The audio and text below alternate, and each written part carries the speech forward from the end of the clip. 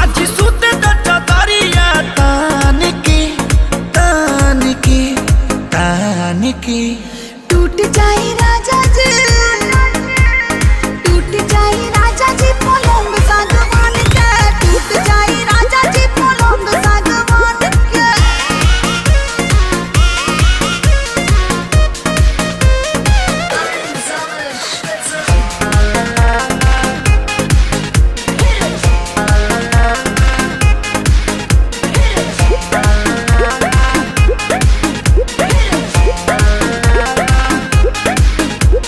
छुए द बदन की देखो न कटन की चादर बिछा देहनी।